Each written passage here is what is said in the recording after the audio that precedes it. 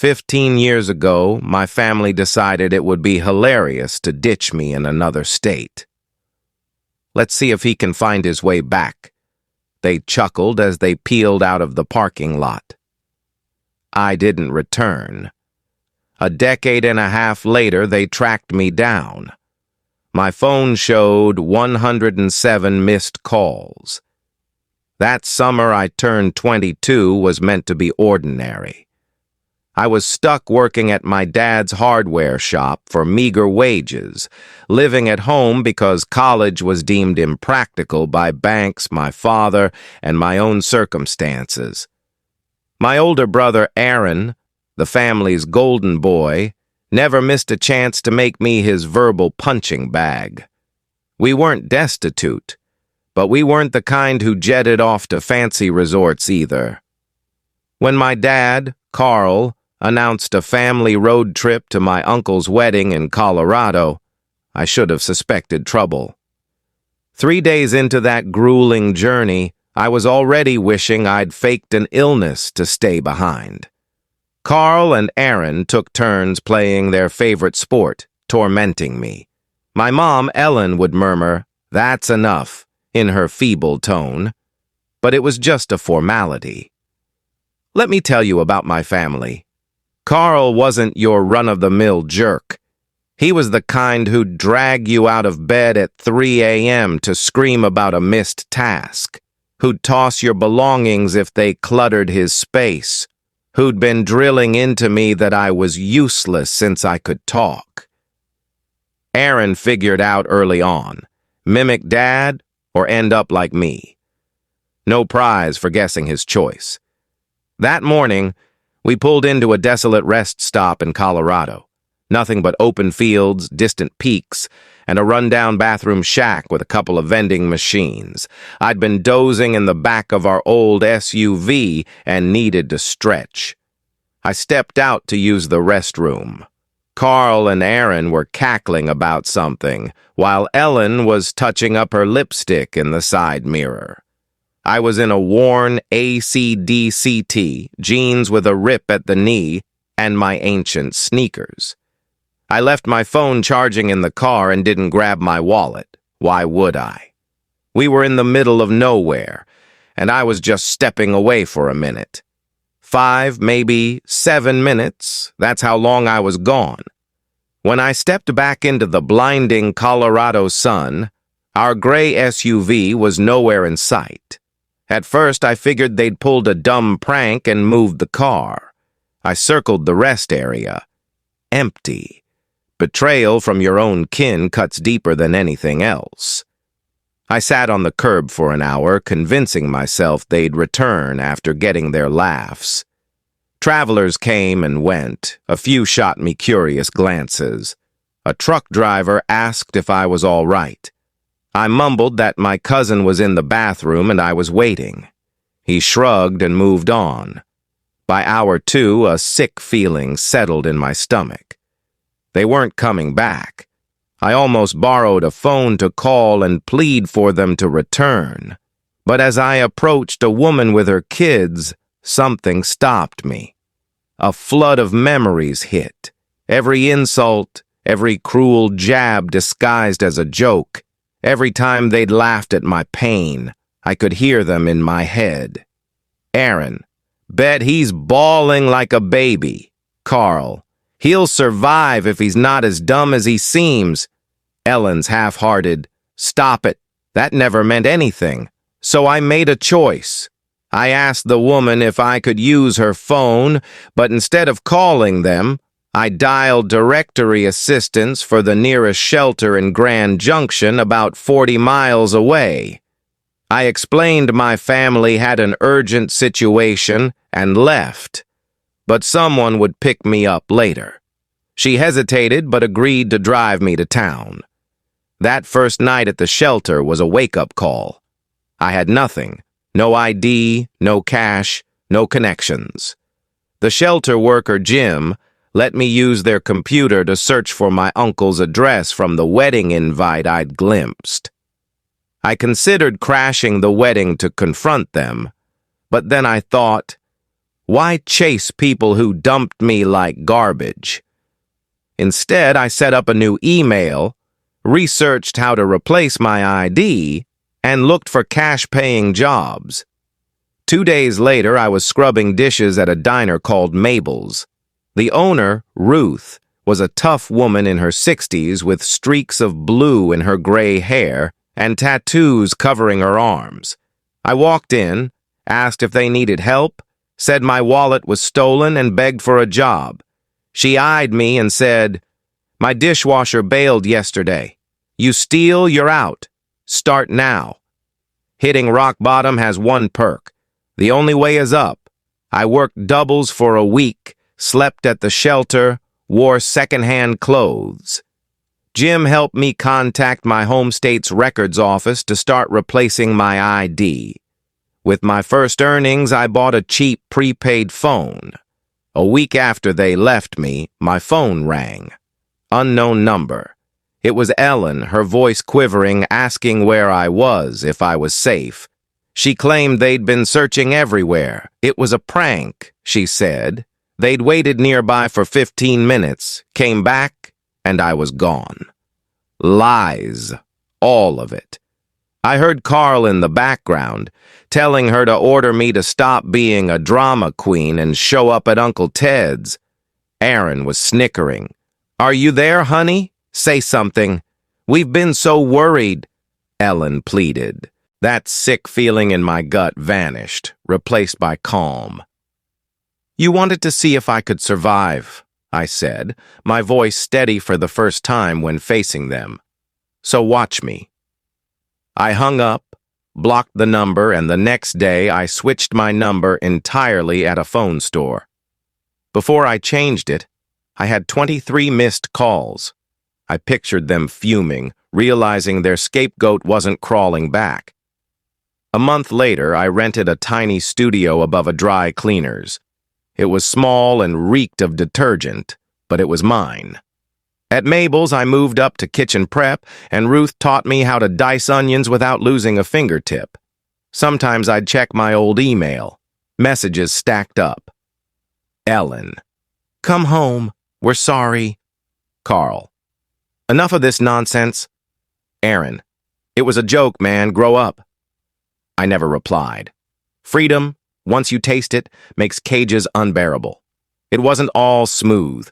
Some nights I'd scroll through social media, see families who actually cared for each other, and feel a hollow ache no amount of defiance could fill. Loneliness could choke you, especially on holidays. But every day, I'd wake up in my little apartment, head to a job where no one belittled me, and piece my life together. 3 months after the rest stop, I checked my email one last time. A new message from Ellen. "Your grandma wants to know you're okay. Please tell us you're alive." I deleted the account, tossed my old SIM card into the diner's dumpster. And that night, Ruth showed me how to bake her signature peach cobbler, saying I had a knack for dough. It was the first real praise I'd heard in years. I never looked back.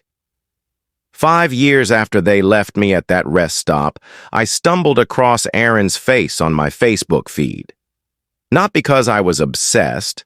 Okay, maybe I checked their profiles sometimes, but because he'd been featured in a hometown news article. He'd gotten a DUI, smashed his truck into a streetlight. No one was hurt, just the light pole. The paper used his old baseball photo, all cocky and young, next to a puffy, hollow-eyed mugshot. Karma's slow, but it always finds you. By then, I'd carved out a life in Colorado. My dry cleaner studio was swapped for a 1-bedroom with real sunlight. At Mabel's, I'd climbed from dishwasher to line cook to assistant manager.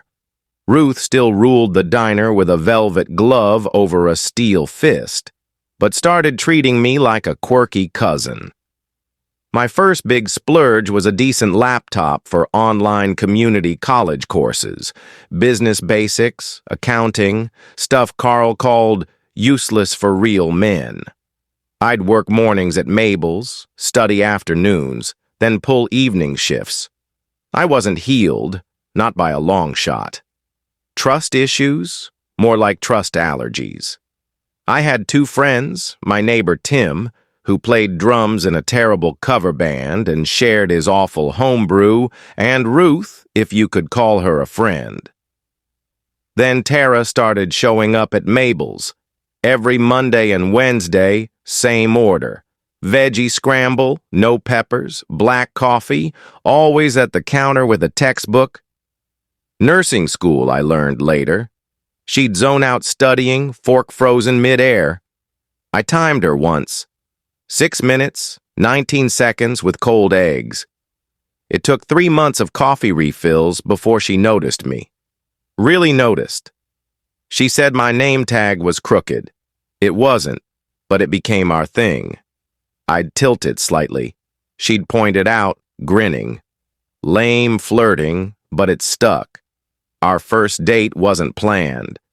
Her study group flaked, leaving her with a reservation at a trendy burger joint. I was wiping the counter when she sighed at her phone. Next thing, I'm at Rusty's with her, both of us realizing this was totally a date. 6 months later, she moved into my place.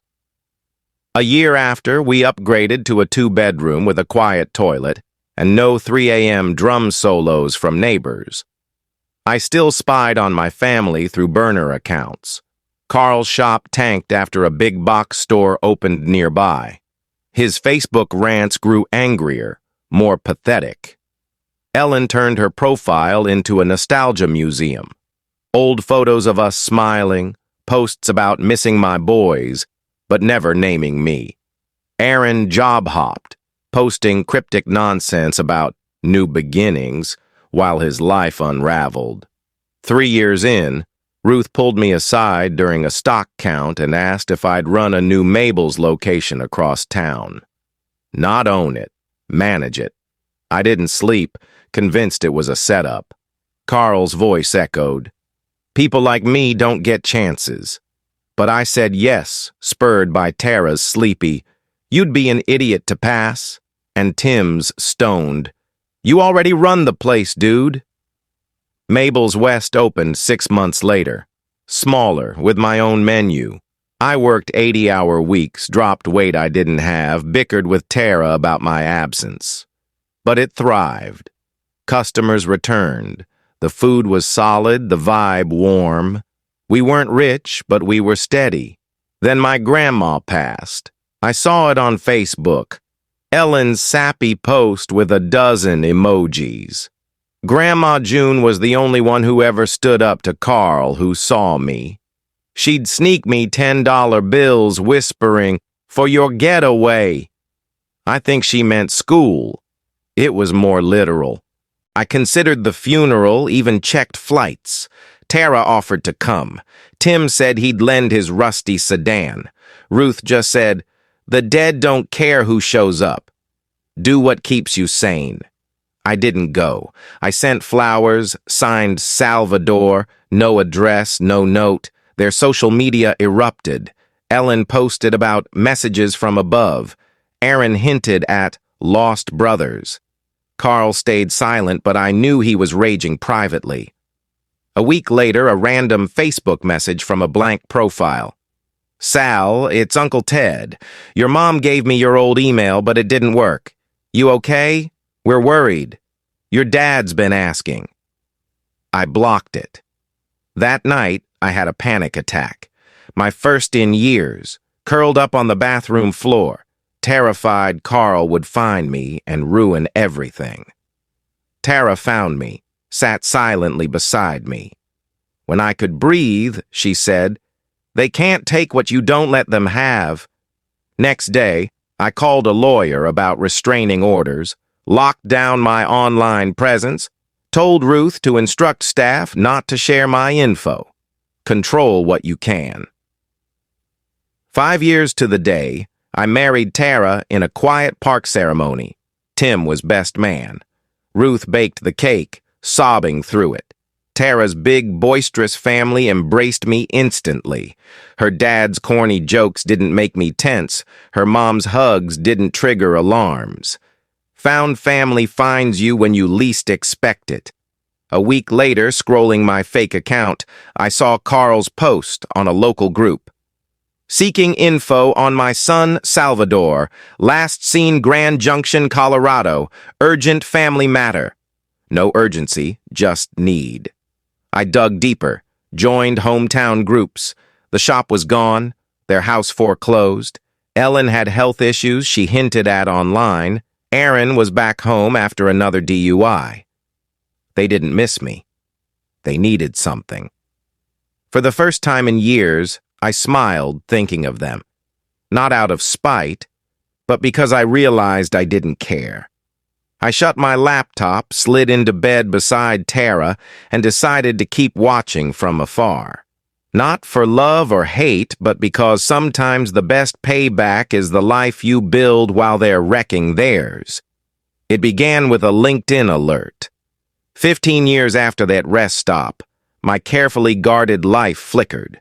Someone viewed my profile 25 times in a day. Normal for recruiters, but the name wasn't. Aaron Matthews. The past is patient, lurking until it pounces. My life had transformed. Tara had finished nursing school and worked part-time at a clinic to spend more time with our kids. Lila, 7, and Owen, 4. Our dry cleaner studio was long gone. We now had a modest house with a small yard where I tried and failed to grow decent peppers. Mabel's had grown to 3 locations. I rarely cooked unless someone was out sick. Ruth had mostly retired but still popped in to nitpick our cobbler crust. I thought I'd made peace with my past, until this. I still checked on my family occasionally, maybe twice a year. Carl and Ellen had downsized after losing their house. Aaron had married, divorced, remarried. They'd moved on, or so it seemed. The LinkedIn alert shook me. I told Tara while we folded laundry, half watching a show we were behind on. She stopped, holding mismatched socks, and asked if I was okay. I nodded, but inside, I was 22 again, stranded and scared. 3 days later, at Mabel's West, I was sorting a delivery mix-up when Lisa at the counter said some family was asking for me. I thought it was Tara's parents who sometimes dropped by. I walked out, ready to invite them for dinner. It was them. Carl, grayer, smaller than I remembered. Ellen, her face tight with years of stress, hair an odd shade of auburn. Aaron, a younger Carl, taking up space the same way. A young woman, maybe mid-20s, stood behind him looking unsure. His new wife, I'd learn. Silence. The diner's hum faded until my pulse was all I heard. Carl said my name, hesitant. I nodded, mute, and led them to a quiet table, telling Lisa to bring waters. I'd rehearsed this moment endlessly. Sometimes I'd curse them out, sometimes I'd be aloof, sometimes, rarely, I'd forgive them. Reality was messier. They talked over each other. Ellen's, "We were so worried." Carl's, "You got it all wrong." Aaron's forced buddy act. The woman, Lily, watched me curiously. I waited until they petered out, then asked, "Why now?" The truth trickled out. A magazine piece, Colorado's Local Heroes, had a blurb about me with a photo at Mabel's. A friend of Ellen's spotted it, messaged her. "Is this your son?"